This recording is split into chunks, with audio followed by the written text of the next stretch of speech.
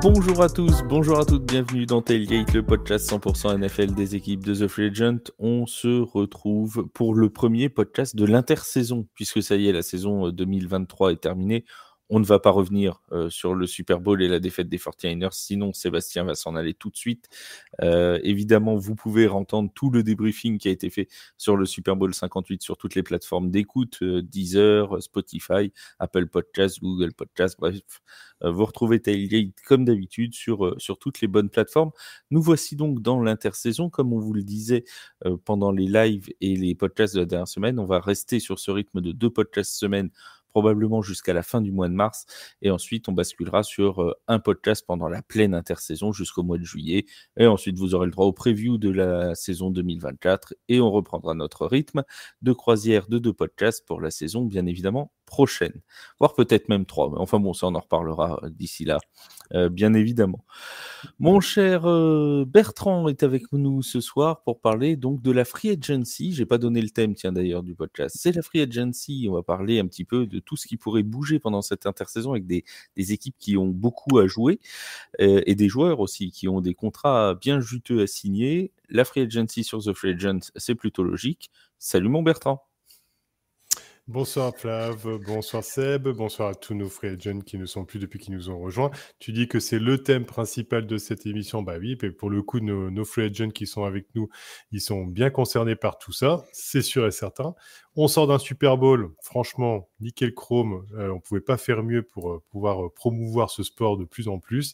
Donc que les auditeurs restent avec nous parce que là, on va parler de pépettes, de ce que les joueurs attendent pour pouvoir un peu gagner leur vie aussi. Et on a celui qui s'y connaît en argent pour gagner sa vie, c'est Seb. Salut, comment ça va? Bonsoir Flav, bonsoir Bertrand. Le lancement le plus pourri de la saison. Il l'a réservé pour la saison. En tout cas, le plus surprenant en ce qui me concerne. Hein. Bonsoir à toutes, bonsoir à tous, bonsoir à toutes ceux.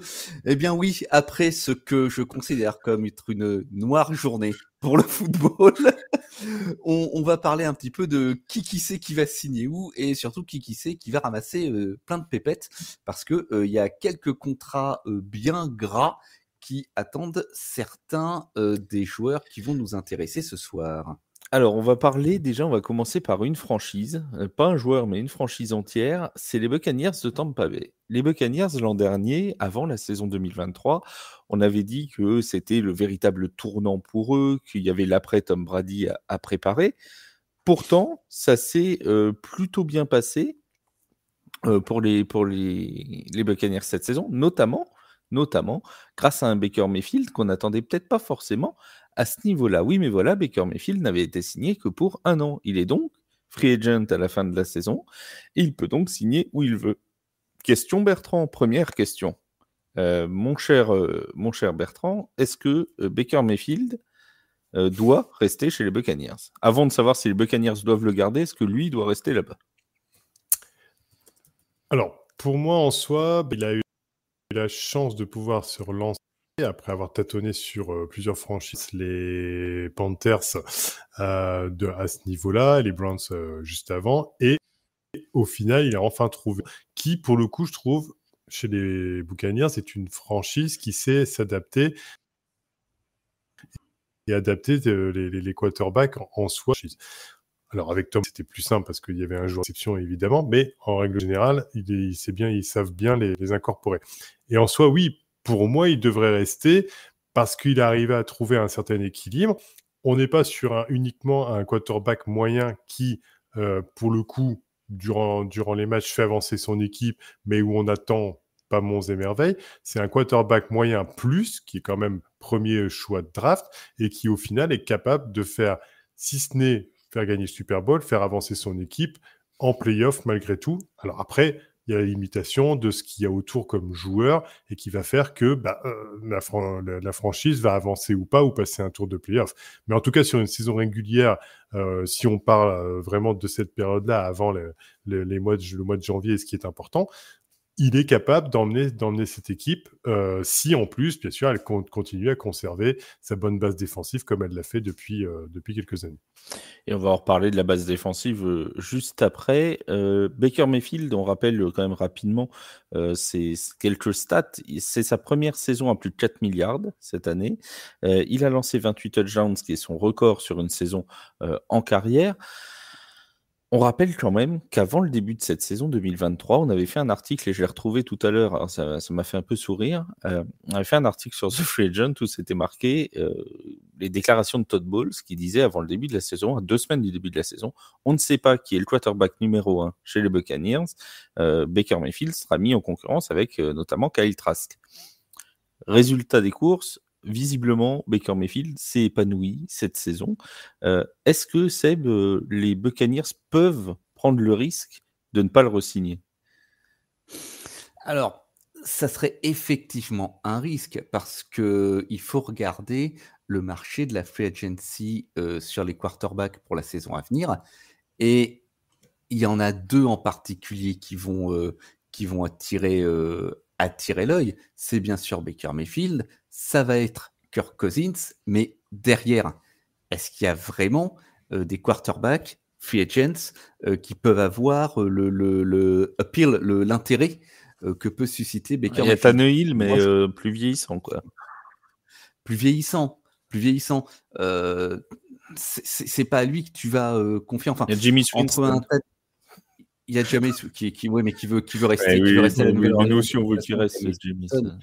Et je pense que au vu de la saison passée, et j'ai envie de dire peut-être malgré son passif, tu as plus envie de confier ta franchise à un Baker Mayfield qu'à un Winston ou à un Tannehill qui, comme tu le disais, arrive sur les dernières années de sa carrière.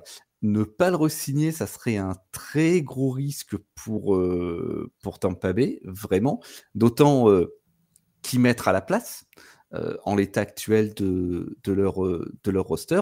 Mais en revanche, une chose est sûre, c'est que cette année, il ne va pas jouer pour les 4 millions de dollars qu'il a touché la saison dernière. Oui. Il va falloir upgrader l'offre et le problème, il va peut-être être là. C'est tout le problème. Il va quand même falloir, Bertrand, sacrément augmenter le salaire du côté de Baker Mayfield. Et on va le voir, c'est quand même pas le seul à devoir être re-signé pendant cette intersaison.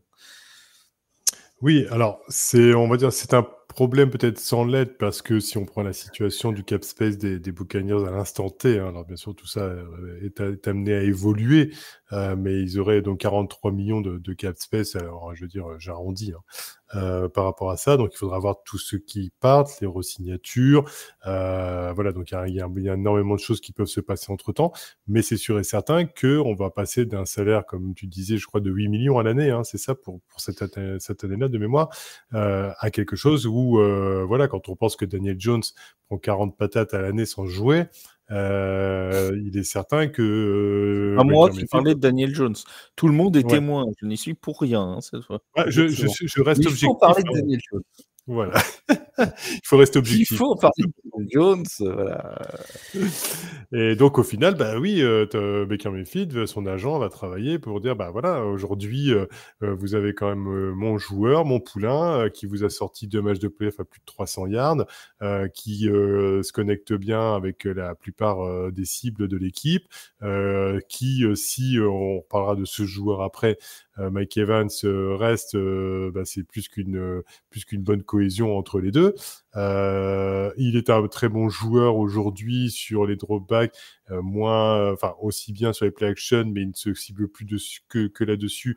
Il arrive à développer son jeu et à prendre de plus en plus confiance là-dessus. Mais je répète, grâce à cette équipe aussi des Buccaneers qui intègre bien ses joueurs. Et je dirais que c'est même de toute façon des joueurs de talent, c'est pas ce qui manque dans la ligue au niveau des quarterbacks.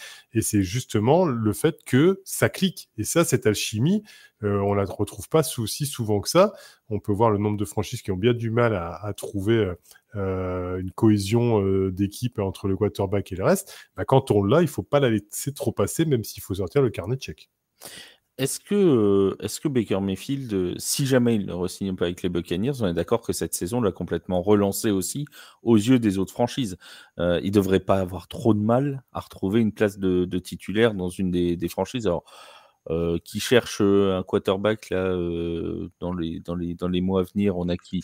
On a les Raiders à la rigueur, peut-être. Atlanta, voilà. Comme ça, il en fera 2 du côté de la NFC Sud. Alors, il a tellement fait jouer en NFC Sud. Denver oui, éventuellement, c'est Russell Denver, Wilson. pourquoi pas voilà. Il va y avoir des équipes qui cherchent un quarterback.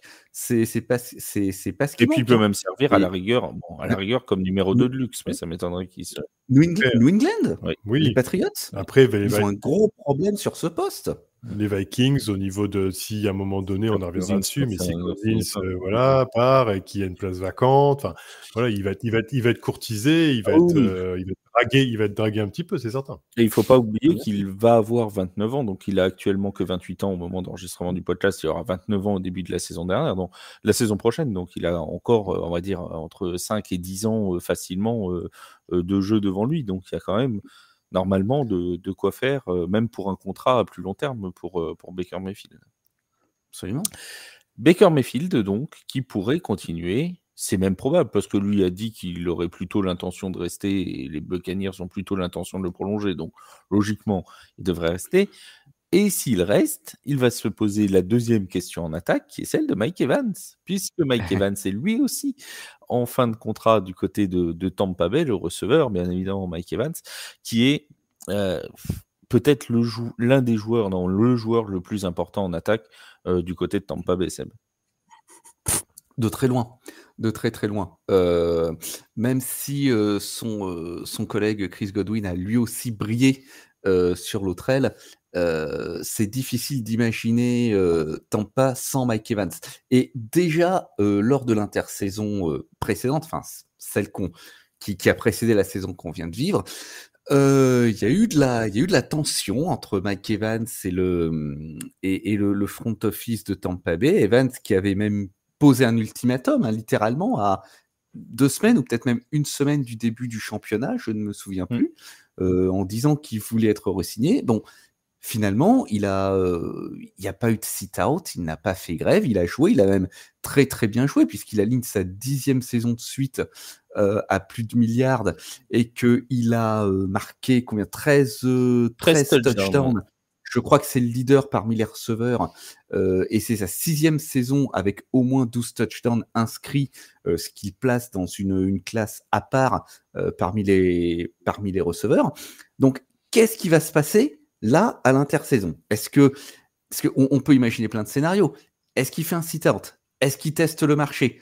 Est-ce qu'il se fait taguer? Ça aussi, c'est envisageable. Mais si Mike Evans se fait taguer, vu les bases de négociation sur lesquelles ils sont partis la saison dernière, la vie du groupe pourrait s'en retrouver entachée, pour dire le moins. Et lui aussi, alors peut-être que l'écueil à tempérer, c'est que il a 30 ans, il a encore quelques années devant lui, mais pour un receveur, ça commence à faire. Ouais.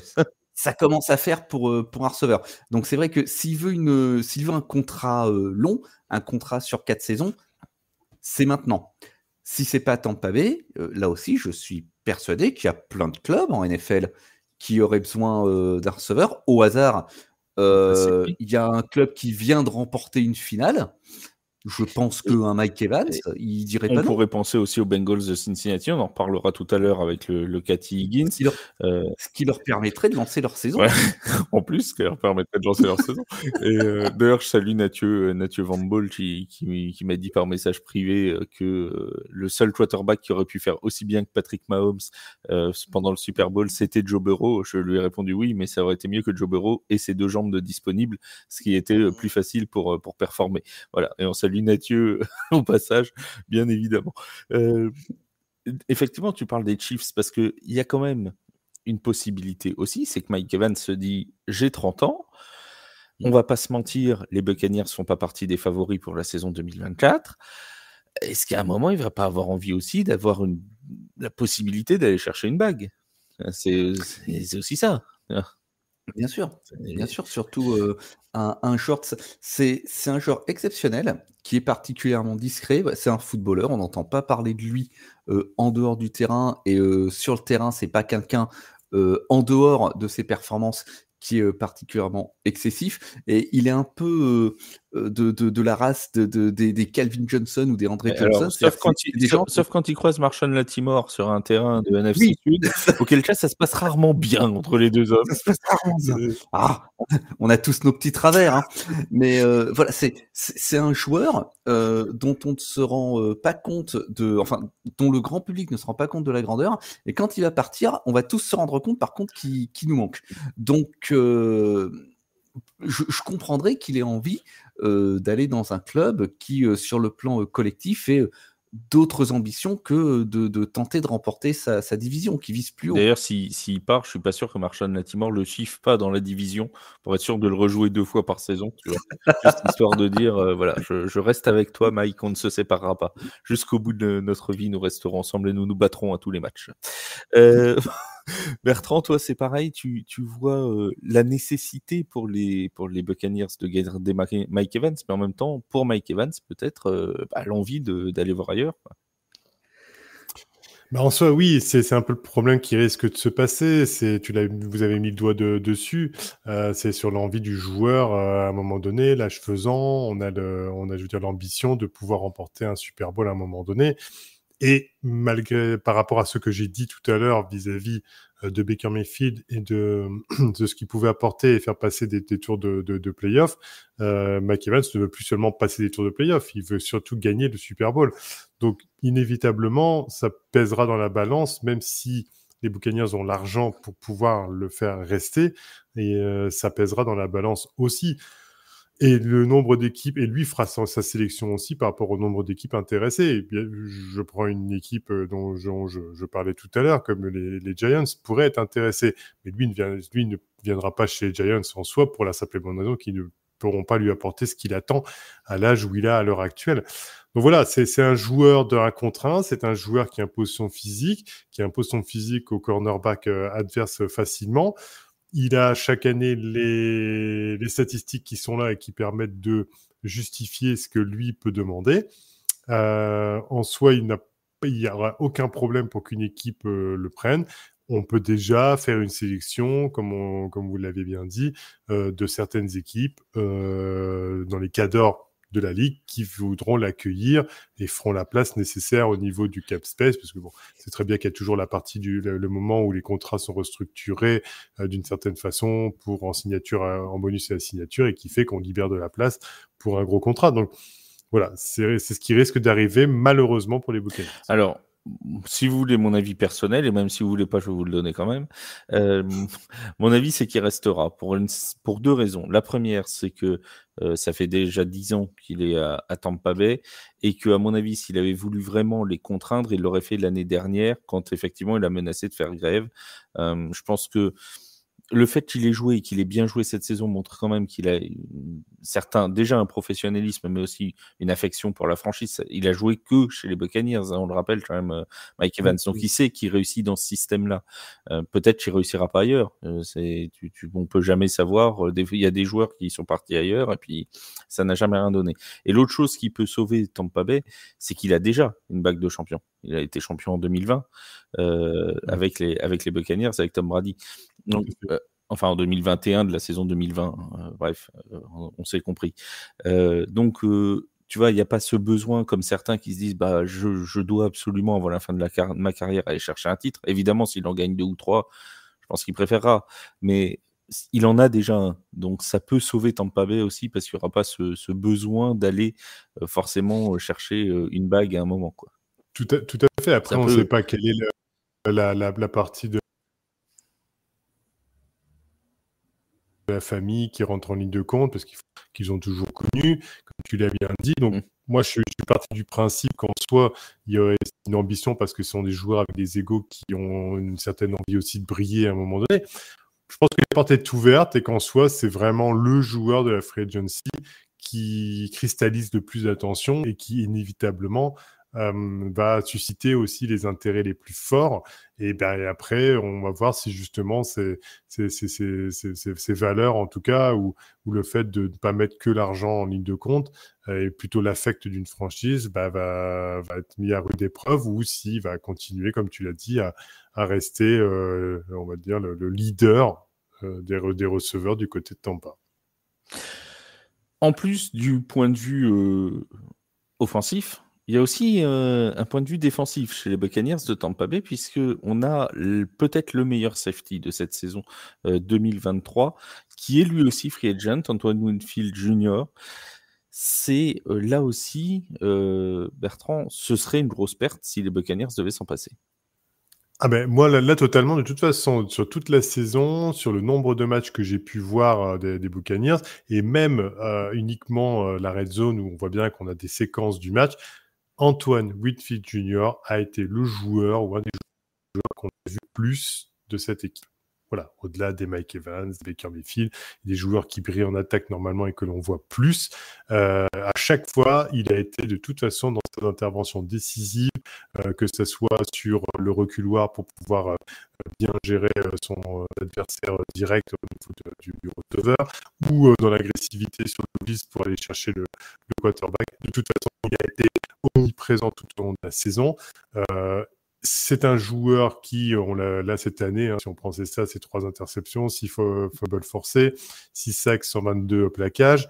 Voilà, c'est le monstre des safety. Il a 25 ans. Globalement, oui. Est-ce que c'est pareil? Est-ce qu'on va tourner sur le même principe que ce que tu viens de dire, parce qu'on a l'impression que les Buccaneers sont devenus pratiquement une équipe familiale?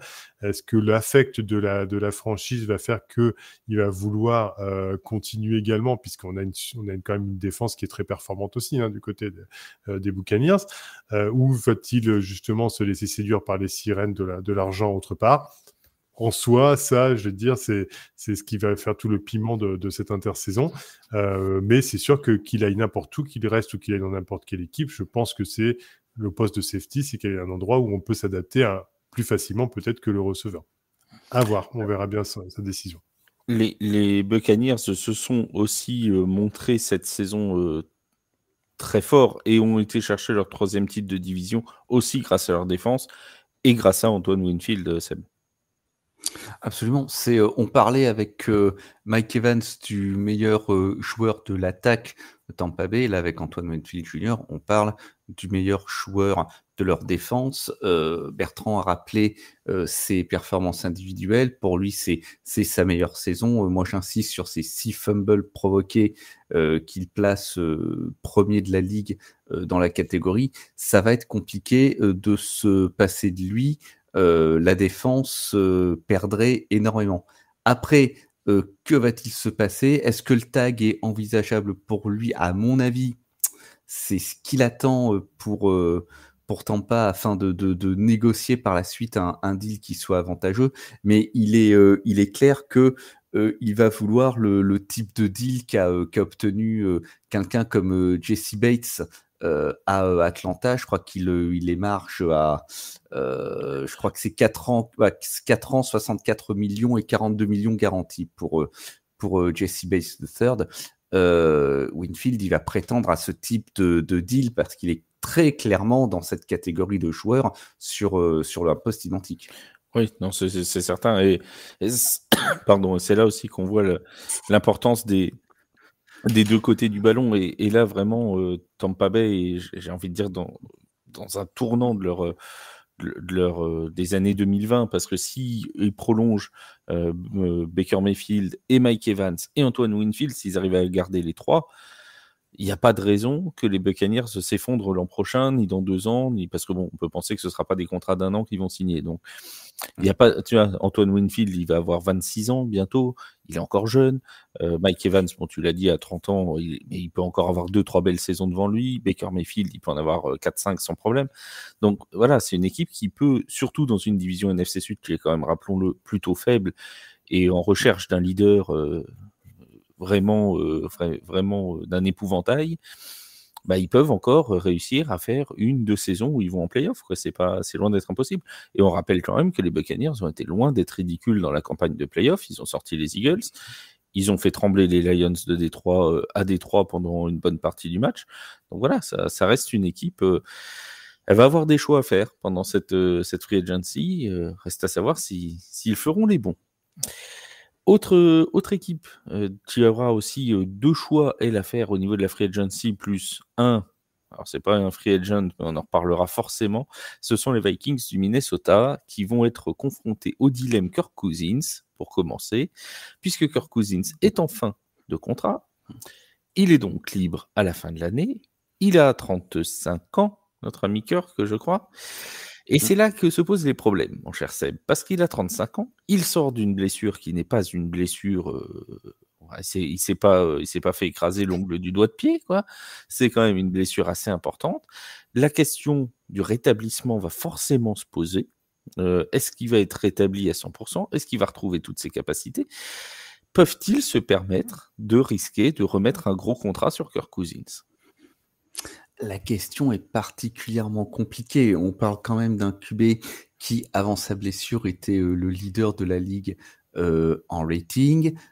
On a même pu penser à un moment qu'il était moins indispensable qu'on ne l'imaginait, puisque tout de suite après sa blessure, les Vikings ont gagné, je crois, 3 matchs de suite, si ma mémoire est bonne, avec Josh Dobbs. Bon, il s'est avéré que, en l'occurrence, c'était une arme à usage unique, ou presque, mais oui, il va avoir 36 ans, il a une blessure très très grave.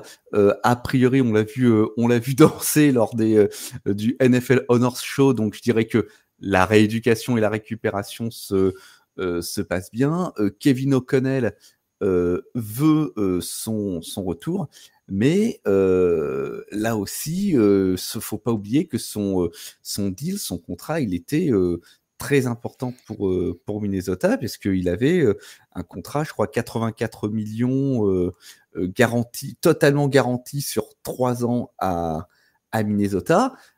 Idem, s'il faut le signer, il faudra que le deal soit supérieur encore, puisque une fois de plus, des QB de qualité cette année dans la free agency, il y en a très peu. Lui et Mayfield sont vraiment sur le poste les deux figures polarisantes. Et une fois de plus, des franchises qui recherchent un quarterback, ça ne manque pas. Quelle sera l'envie aussi de Cousins? Je pense quand même que s'il devait quitter Minnesota, ce serait à contre-cœur, avec ce qu'il a vécu quand même avec ce club. Mais oui, est-ce qu'il faut payer très cher un QB qui prend de l'âge et qui sort d'une blessure qui, pour certains, pour d'autres joueurs, signifierait une fin de carrière? Tout à fait. Kirk Cousins, c'est vraiment... c'est presque une assurance, Bertrand. Il y a toujours ce risque qu'il ne revienne pas à son niveau après la blessure, mais c'est quand même un quarterback qui, ces dernières années, a prouvé beaucoup de choses. On pense à la saison 2022, où il emmène les Vikings en playoff, et Seb l'a très bien rappelé, ce début de saison 2023, même si ça ne portait pas forcément ses fruits au niveau des victoires sur les Vikings, il était très bon, ce début de saison de Kirk Cousins avant sa blessure. Est-ce que les Vikings, qui ont après tâtonné pour trouver un remplaçant à Kirk Cousins, on se rappelle des 2-3 matchs de Romeo Dobbs, on se rappelle aussi de Jaren Hall, de Nick Mullens, ils n'ont pas de solution pour le poste de quarterback. Peuvent-ils se priver de ce qu'ils ont sous la main, à savoir Kirk Cousins? De toute façon, à l'instar de Baker Mayfield dont on parlait tout à l'heure et de la franchise des Buccaneers, et de leur aptitude à vouloir garder leurs joueurs éventuellement pour des questions aussi d'affect, je pense, comme tu le disais, qu'au final, Kirk Cousins, du côté de Minnesota, il a aussi posé un peu les valises là-bas, avec sa famille. Alors, très charmante famille d'ailleurs, si vous n'avez pas vu la série Quarterback sur Netflix, on vous invite à aller la regarder parce que c'est vraiment une belle série. Et depuis qu'on l'a vu, je sais pas vous, mais moi j'ai une affection particulière pour Kirk Cousins. Voilà, j'aime beaucoup. Mais en fait, depuis des années, on a affection pour Kirk Cousins. On l'a toujours appelé monsieur qui ne sait pas gérer la pression au niveau des prime time. On a toujours moqué là-dessus. On a aussi toujours cette vision du fait qu'il emmène son équipe loin dans les matchs, et puis à un moment donné, cette image des Vikings qui peuvent choke le match complètement à un moment donné. Alors moi, les Vikings, je l'ai plus dans la tête comme une équipe qui peut renverser les matchs en fin de match. Tu vois, bizarrement, comme quoi la mais ça perception... va un peu dans les deux sens, quoi. C'est un peu, on se demande toujours où est-ce qu'ils vont. Ah, on a perdu Bertrand. Ah non, c'est bon. C'est bon, on a retrouvé Bertrand. Vas-y, Bertrand. Oui, c'est bon. Oui, c'est bon. Et donc, au final, ce qui se passe, c'est que s'il n'y avait pas eu cette grave blessure à un moment donné au niveau donc du tendon d'Achille, la question ne se poserait même pas en soi, âge ou pas âge. Aujourd'hui, le gros souci, c'est ça, c'est ce que pourraient miser les autres équipes vis-à-vis d'un joueur qui a 36 ans, qui se fait le tendon d'Achille.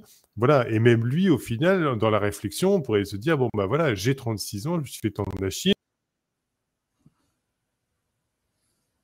On va discuter avec la franchise, qui pourrait-il mettre à la place? Quand on a mis tout bout à bout, on sent bien que c'est une affaire qui risque de perdurer avec les Vikings. Bon, Cousins, c'est quand même 69,5% de ses passes complétées avec 18 touchdowns et seulement 5 interceptions jusque la semaine 8, jusqu'au moment où il s'est blessé. Donc, voilà, c'est important de se dire, il y a 32 franchises, il n'y a pas 50 000 quarterbacks qui peuvent nous faire avancer durant une saison. S'ils restent en bonne forme, et puis j'avais oublié, oui, je me permets de le dire aussi, il y a quand même un joueur d'une importance capitale dans l'équipe, Justin Jefferson, qui a crié haut et fort que c'était dépendant aussi de son choix, de ce qu'il allait faire en fonction de ce que sûrement Kirk Cousins allait faire. Donc c'est beaucoup de facteurs qui disent qu'il va sûrement rester. C'est le free agent qui n'est pas free agent, hein, puisque Justin Jefferson a encore des années de contrat avec, une année plus la 5e en option, je crois, si je dis pas de bêtises, mais ils vont devoir, de toute façon, il a encore au moins une année de contrat. Il n'est pas free agent, mais tout le monde sait, c'est un secret pour personne, que Justin Jefferson devrait être candidat à la signature d'un gros contrat pendant l'intersaison. Et il a dit lui-même 2 choses, Justin Jefferson. La première, c'est si les Vikings veulent que je prolonge, il va falloir casser la banque. C'est ses mots. Je n'invente rien, c'est les mots qu'il a dit juste avant le Super Bowl. Bon, sous-entendu, il va falloir payer très, très, très, très cher. Deuxième chose, il a dit, je ne m'engagerai avec les Vikings que quand je saurai de quoi ils retournent au niveau du poste de quarterback sur la longue durée. Donc, moyen non déguisé de dire, si Kirk Cousins n'est pas là, et si vous ne me ramenez pas, parce que son choix numéro 1, Justin Jefferson, on le sait tous, c'est Kirk Cousins. Ils s'entendent très bien. Ça n'a jamais été un secret pour personne. Ils s'en sont jamais cachés. Voilà, ça fonctionne très bien entre les deux hommes. Donc voilà, son choix numéro 1, il l'a toujours dit. Moi, je voudrais que Kirk Cousins reste. S'il ne reste pas, il va falloir lui amener du lourd à Justin Jefferson, parce qu'il ne va pas signer un contrat de 3 ou 4 ans si c'est Jaren Hall qui est quarterback. Hein, sans vouloir faire offense à Jaren Hall. Hein. C'est évident. Qu'on soit bien d'accord, c'est une évidence. Donc, il va falloir, s'il ne re-signe pas Kirk Cousins, aller chercher un gros nom. Alors, on a parlé de Russell Wilson, par exemple, s'il partait de chez les Broncos. Est-ce que ça suffirait? J'en suis même pas sûr. Je suis même pas certain que Justin Jefferson resterait, parce que lui, vraiment, son choix numéro 1, c'est Kirk Cousins. Donc, en fait, est-ce qu'on n'est pas à la cèpe sur des destins qui sont liés? En fait, s'ils veulent garder Justin Jefferson, ils sont quasiment contraints de faire signer Kirk Cousins. Ah, complètement. Jefferson refusera, ou du moins renâclera fortement à signer une nouvelle entente si Cousins n'est pas dans le deal.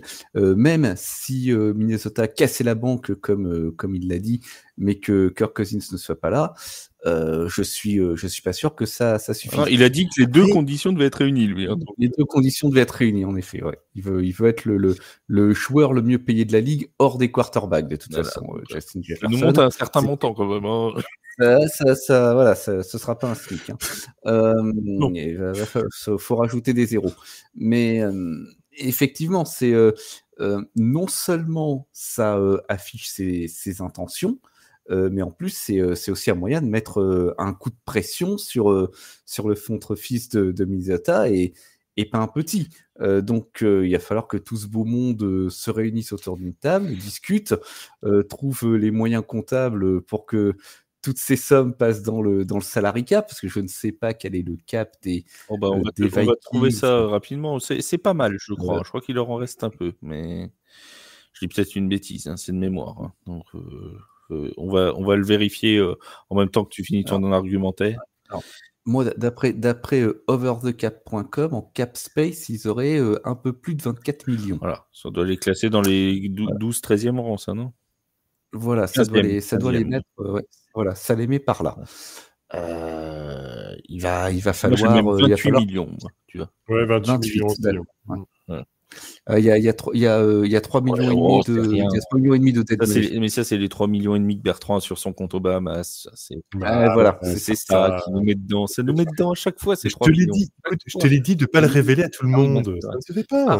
Je croyais que j'avais coupé l'enregistrement. Donc voilà, il va falloir tout de même que les contrats soient habilement articulés pour que ça passe. Oui, ça c'est certain. Et surtout qu'il y a un deuxième joueur, là aussi, l'entente attaque-défense dont on parlait pour les Buccaneers, elle est vraie aussi pour les Vikings, parce qu'il y a quand même un joueur extrêmement important à faire re-signer en défense, Bertrand, c'est Daniel Hunter, le defensive end, qui lui, est aussi en quête de contrat. Alors, il a toujours joué aux Vikings depuis 2015. Daniel Hunter, on sait que c'est un très très grand joueur, et en plus, il semble plus ou moins sorti de ses problèmes de blessures qui l'avaient éloigné des terrains en 2020-2021. Et depuis la saison dernière, saison 2022, c'est déjà plus de 10 sacs. Saison 2023, c'est son record en carrière, 16,5 sacs pour Daniel Hunter, qui fait clairement partie de l'un des meilleurs pass rushers de la ligue. Est-ce que là aussi, les Vikings peuvent s'en priver? Est-ce que c'est pas lui finalement la cible numéro 1 qu'il faut garder pour les Vikings? En soi, le seul élément un peu embêtant pour Daniel Hunter, c'est le fait que, sans parler d'être esselé dans cette défense des Vikings, il est quand même la grosse star de cette défense des Vikings. Et pour le coup, moi je vois deux choses. C'est est-ce que lui saurait, en testant le marché, en arrivant dans une autre franchise, s'adapter et être également un peu comme à l'instar d'une équipe des 49ers qui a Chase Young, Nick Bosa, donc qui a deux gros joueurs qui peuvent être les stars en fait de l'équipe. Est-ce que lui serait capable, je veux dire, de se fondre dans un collectif en disant, voilà, oui, je suis plus foncièrement la star, peut-être qu'il n'a jamais prétendu être, mais en soi, qu'il n'est plus uniquement le numéro 1, et donc dans un autre système qu'il n'a pas connu, ou tout du moins qui est complètement différent des Vikings. Ça, déjà, c'est un élément à prendre en soi. Maintenant, ces stats, elles parlent d'elles-mêmes. Comme tu l'as dit, 16 sacs et demi, 22 QB hits. Donc, au final, on commence à être sur un problème pour les Vikings de se dire quel argument lui apporter, à part le côté financier, parce que ça, on sait bien, l'argent, quand on y parle de millions, c'est le nerf de la guerre. Voilà, c'est pour assurer aussi la vie de famille, les générations futures, puisqu'on en est là. Aux États-Unis, ça a une grande importance. Tout ça, ça change des destinées. Mais au-delà de ce montant, c'est surtout lui apporter le fait de dire, on va t'apporter aussi autour, quand tu seras hors du terrain, une équipe qui en attaque pourra permettre de gagner la division au Nord. N'oublions pas qu'il y a quand même les Packers qui frappent à la porte avec leur jeunesse, mais qui sont là. Et du côté de Chicago, on commence, voilà, et puis les Lions. Donc voilà, ça commence à faire du monde. Ça va être une NFC Nord qui va commencer à faire peur aussi. Et en soi, quel est l'argument principal pour dire que Daniel Hunter ne va pas renforcer une autre équipe ailleurs? Moi, je pense que c'est ça qui va pêcher à un moment donné, à ce niveau-là. Cet NFC Nord qui s'annonce vraiment, si tout le monde re-signe, comme une vraie division forte de la ligue, parce qu'on a quand même les Lions, les Bears qui vont finir par... leur construction va finir par cliquer à un moment, et quand ça va cliquer, ça va revenir fort. On a aussi les Vikings donc, et les Packers avec leur jeunesse. Ça va donner quelque chose d'assez fort. Seb, est-ce que Daniel Hunter, finalement, oui, c'est pas le joueur à faire re-signer, mais surtout, est-ce qu'ils vont avoir l'argent pour le faire re-signer? Parce que s'ils donnent un gros contrat à Justin Jefferson et s'ils font re-signer Kirk Cousins, il va falloir quand même le trouver, cet argent. Alors, si c'est pas le joueur à re-signer, en tout cas, c'est le joueur de la défense à re-signer, parce qu'il est essentiel dans le dispositif de Brian Flores. Ça fera de la place pour Junior Ao aussi. Oui, on peut également le voir comme ça. Mais voilà, en plus, comme tu l'as dit, il a ses problèmes de blessure semblent être derrière lui. Il a quand même très, très bien rebondi, cette saison, après, des années 2020 et 2021 qui ont été très compliquées. Plus au-delà, de son record personnel de sacs à 16,5, il fait, 23 plaquages pour perte de terrain, cette saison. Donc ça prouve en plus qu'il s'est trouvé une versatilité, dans le jeu au sol. Mais oui, le signer, comment? Alors, là aussi, il y a la possibilité de le tag, parce que je ne crois pas qu'il ait été tagué par le passé par, les Vikings. Il y aurait la possibilité de le taguer, mais une fois de plus, le tag, c'est une arme à double tranchant. Il faut que le joueur accepte de le signer et c'est loin d'être une panacée. Ça va être compliqué de signer tout ce beau monde. En parlant de tag, tu me fais une passe décisive, une Patrick Mahomes en direction de Mecole Hardman, sauf que moi, je sais que je vais gagner le match derrière. Et désolé d'avoir remémoré de mauvais souvenirs, encore peut-être un peu frais pour être remémoré. Ce franchise tag, ça concerne un autre joueur qui est dans les discussions depuis maintenant 2 mois quasiment. C'est T. Higgins du côté des Bengals. Les Bengals de Cincinnati sont là aussi, en plus de savoir s'ils démarreront leur saison avant la Week 17 l'an prochain, dans un choix à faire, parce qu'il y a ce cas T. Higgins. Joe Burrow est là, il a re-signé son contrat. Bon, Ja'Marr Chase est encore là. T. Higgins, c'est un receveur, on va dire, receveur numéro 1 bis ou très bon receveur numéro 2. Bon. Sauf que voilà, il est assez gourmand au niveau de ses prétentions salariales. Est-ce que les Bengals doivent le taguer? On a eu des informations hier comme quoi ce serait probablement ce qui devrait se passer d'ici la mi-mars, d'ici début mars, quand les tags seront annoncés. Est-ce qu'il doit être tagué? Est-ce qu'il doit être prolongé? Ou est-ce que tout simplement, ils doivent dire, écoute, c'est trop cher, tu trouves une autre franchise? S'ils veulent proposer une grosse entente à Ja'Marr Chase également dans le même élan, je vois pas comment ils pourraient faire autrement. Et dans le même temps, comme tu le disais, c'est un receveur de plus. T. Higgins, c'est sans doute le meilleur receveur 2 de la ligue. Tu le mets chez les Chiefs, par exemple, aujourd'hui, il est receveur 1.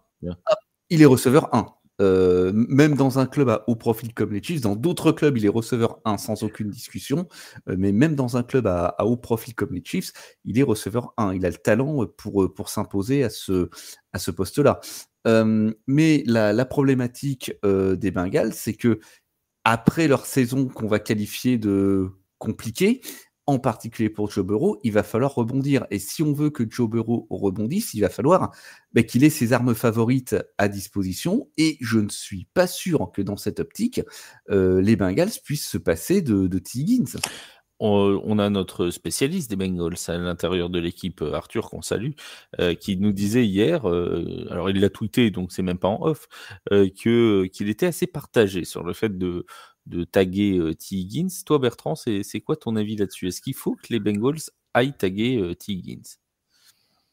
Pour moi, en soi, de toute façon, inévitablement, chez les Bengals, la hiérarchie est bien établie.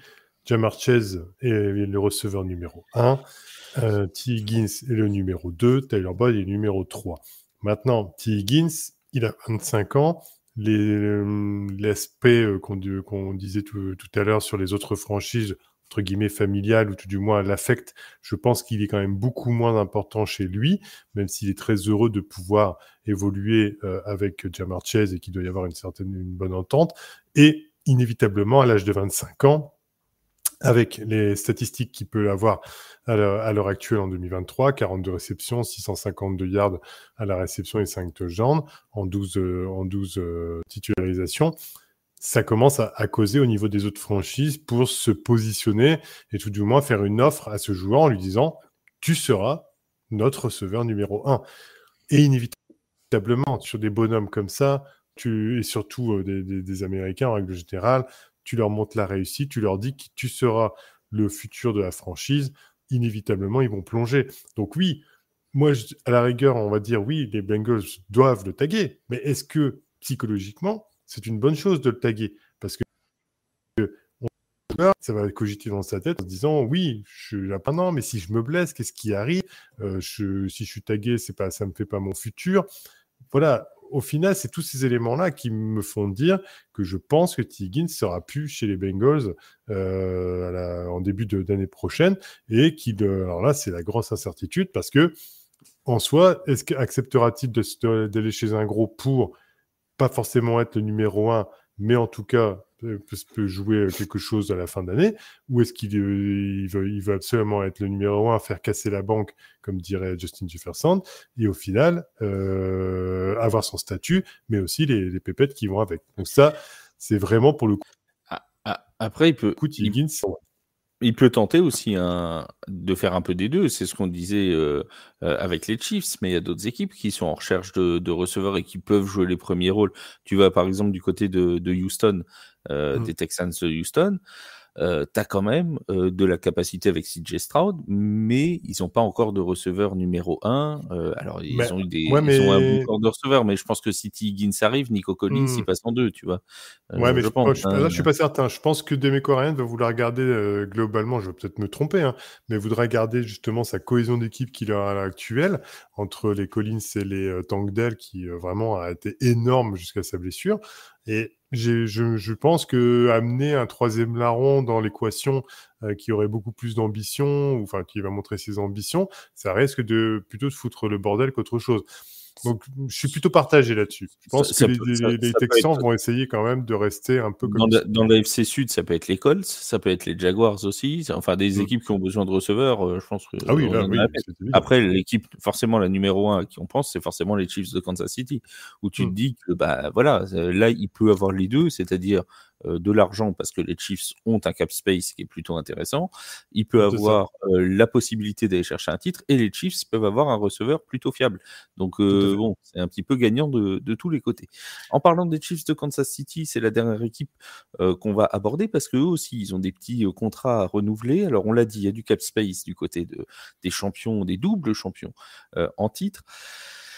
Il y a le cas Chris Jones, mon cher Seb. Parce que Chris Jones, ça avait été déjà un cas à l'intersaison 2023, du coup, juste avant 2023. On se rappelle, et pour ceux qui n'avaient pas forcément suivi l'intersaison l'an dernier, on rappelle la situation. Chris Jones avait été tagué, je ne dis pas de bêtises. Il avait menacé de ne pas jouer de la saison. On rappelle que les joueurs sous protocole de franchise tag ont le droit de ne pas jouer si le contrat n'a pas été, s'ils n'ont pas trouvé d'entente sur un nouveau contrat. Il avait menacé de le faire. Il avait d'ailleurs fait grève, entre guillemets, sur le premier match de la saison. Et je me rappellerai toujours, je crois que c'était toi, Seb, qui avait dit pendant la preview du premier match entre les Lions et les Chiefs, qui avait dit il attend dans sa loge et si ça se passe mal pour les Chiefs, ils vont être obligés de lui envoyer son chèque. Et c'est exactement ce qui s'est passé. ça s'est mal passé pour les Chiefs. Et le lendemain, le contrat a été signé. Voilà. C'est exactement, ça a été un tableau noir de ce qui s'est passé pour Chris Jones. Il a fait une saison plus qu'honorable, Chris Jones, devrais-je même dire très bonne. C'est 10 sacs et demi, 13 plaquages pour perte, 29 QB hits, en sachant en plus qu'il est très souvent pris en double team. Souvent deux joueurs qui vont essayer de le bloquer. Cette fois, Chris Jones va falloir trouver, Seb, une solution avant la première semaine de la saison régulière. Il va falloir trouver une solution et très vite. Je vais ajouter également que cette année, il a joué la moitié de ses downs, 50% sur le poste de edge, ce qui n'était pas dans ses habitudes, et il a prouvé sa versatilité sur la ligne défensive, lui qui est plutôt un defensive tackle, c'est-à-dire un joueur de ligne défensive intérieure par définition.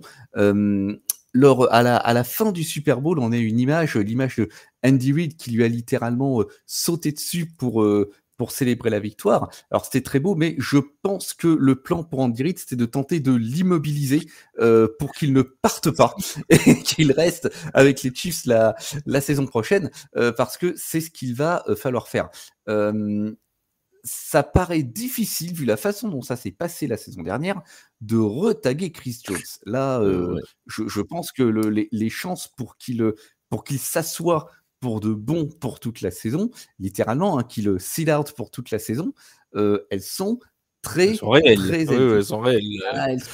elles sont réelles. Donc là, ils ont une situation potentielle entre les mains qui est explosive. Je pense que le joueur, tout comme le club, aimerait beaucoup trouver une entente. Ça me semble être une évidence. Mais Chris Jones, lui, il va chercher un deal à la hauteur de celui, au hasard, de Aaron Donald, qui, si ma mémoire est bonne, doit émarger à un peu plus de 30 millions de dollars par an. Je ne sais plus si j'ai le chiffre. 31 millions et demi, autant pour moi. S'il le tag, ça va être un deal à 20 millions, c'est pas tout à fait la même chose. Et une fois de plus, des joueurs de l'espèce de Chris Jones, c'est-à-dire des tackle end qui sont somme toute une espèce assez rare, c'est pas la demande qui va manquer en NFL. Donc là, Kansas City, malgré leur succès, ils ont une situation entre les mains qui peut vite devenir compliquée.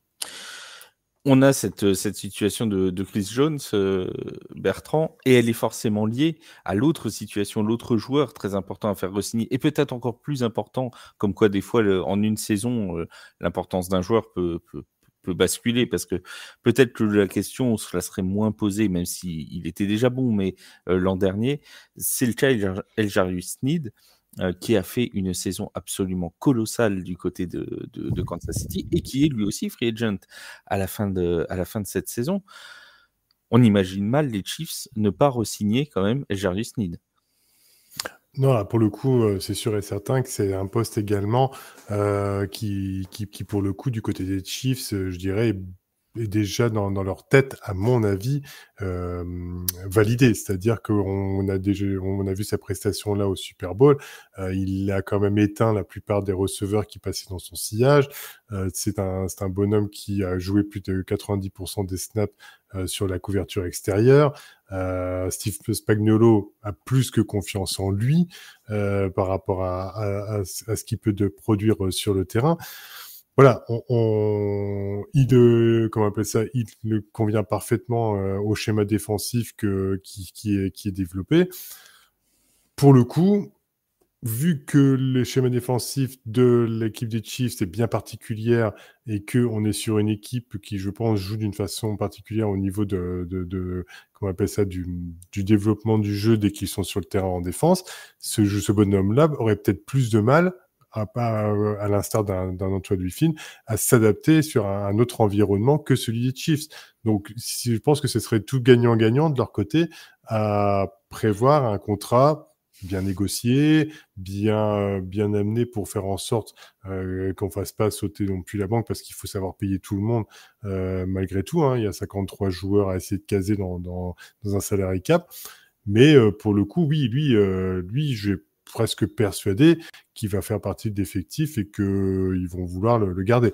Petit aparté, enfin, ça c'est les joies du direct également. À mon avis, pour Chris Jones, on a aussi une déclaration de sa part comme quoi, peut-être dans l'euphorie du Super Bowl, c'est toujours pareil, hein, quand on gagne un Super Bowl, on a quand même beaucoup plus enclin à être optimiste par rapport à ses velléités personnelles. On a quand même un joueur qui confirme qu'il souhaite rester pour mettre une troisième bague de suite et faire le free pit avec le reste de l'équipe. Les paroles d'un jour ne sont pas celles du lendemain. On verra également, mais je pense que j'ai bon espoir aussi qu'il essaie de trouver un accord en faisant en sorte qu'on puisse garder une équipe compétitive autour de lui. Tout à fait. Et L'Jarius Sneed, on a eu des petits échos, entre guillemets, qui disaient que si jamais il n'était pas capable, enfin s'il n'y avait pas d'entente contractuelle, des équipes comme les Falcons, les Cowboys et les Raiders seraient sur les rangs pour le faire signer. Autant dire que s'il veut une bague, vaut mieux qu'il reste à Kansas City. Voilà. La petite pique pour les Falcons qui n'avaient rien demandé. Tu vois, ils n'avaient rien demandé, les pauvres. Et puis les Raiders et les Cowboys étaient dans la nasse, hein, donc on a tout pris d'un coup. Je suis désolé pour eux. On va terminer ce podcast par un sujet un petit peu moins marrant. On a appris juste quelques secondes avant le début de l'enregistrement, et malheureusement les mauvaises nouvelles sont tombées pendant l'enregistrement de ce podcast, qu'une tuerie avait eu lieu pendant la parade des Chiefs de Kansas City. Des hommes armés ont tiré sur la foule. Il y aurait, à l'heure de l'enregistrement de ce podcast, un mort et plus d'une dizaine de blessés. Évidemment, nos pensées accompagnent les personnes qui sont victimes de cet acte malveillant et de cette terreur aux États-Unis. Évidemment, on aime tous le football et c'est très triste de voir des gens qui étaient venus célébrer un titre de leur équipe malheureusement être blessés ou être tués. Voilà, donc toute l'équipe de TFA, je pense, se joint à moi pour attester de sa plus sincère compassion envers les victimes de cet acte. Voilà pour les mots qu'il convenait de dire. On ne fera pas on ne fera pas d'article particulièrement parce qu'on ne surfera pas sur la vague d'un acte malveillant, mais sachez que nous pensons bien évidemment aux fans des Chiefs en France qui vont forcément se retrouver entachés par ce genre d'abrutis, et on pense également à tous ceux qui ont été blessés. Merci Seb, merci Bertrand pour ce podcast. On espère qu'on vous a amené un petit peu de joie dans cette actualité assez lourde en ce mercredi et jeudi. Merci les amis, on se dit à la semaine prochaine. La semaine prochaine, on commencera les reviews de divisions, donc on reparlera de toutes les divisions une par une et de toutes les équipes. On commencera par le nord du pays. Alors on ne sait pas encore si c'est AFC ou NFC, mais de toute façon dans la semaine, vous aurez l'AFC et la NFC, donc peu importe par qui on commencera. Merci beaucoup Seb, merci Bertrand, et on se dit à très très vite les amis sur les antennes de TFA. Salut tout le monde. À bientôt, ciao, bye bye.